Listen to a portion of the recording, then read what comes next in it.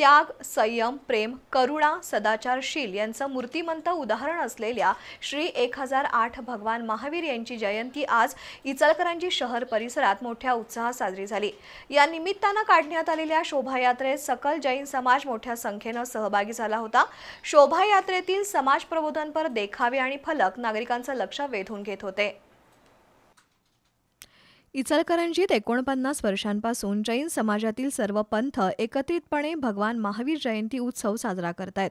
यावर्षीही श्री 1008 भगवान महावीर जयंती उत्सव मंडळ आणि सकल जैन समाजाच्या वतीनं जयंतीनिमित्त विविध कार्यक्रम पार पडले।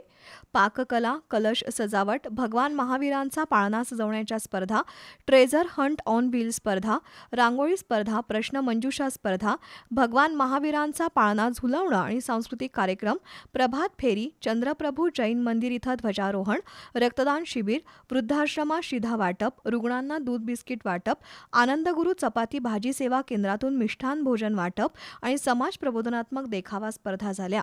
आज दुपारी गावभागातील आदिनाथ जैन मंदिरापासून मिरवणुकीला प्रारंभ झाला। मुख्य मार्गावरून काढलेल्या या मिरवणुकीत राष्ट्रीय एकात्मता, व्यसनमुक्ती, लेख वाचवा यासह विविध धार्मिक आणि सामाजिक विषयांच्या देखाव्यांबरोबरच हजारो महिला सहभागी झाल्या होत्या। समाज प्रबोधनपर संदेशाचे फलक घेऊन भगवान महावीर यांचा जयघोष करत समाज बांधवही मोठ्या संख्येनं सहभागी झाले होते। जैन धर्माची परंपरा, राष्ट्रीय एकात्मता यासह विविध विषयांवर सजीव देखावे सादर करण्यात आले होते।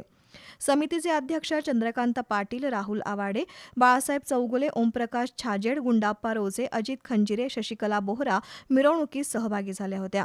दरम्यान माजी खासदार कल्लापण्णा आवाडे, राजू शेट्टी, आमदार प्रकाश आवाडे यांनीही मिरवणुकीत सहभाग घेतला।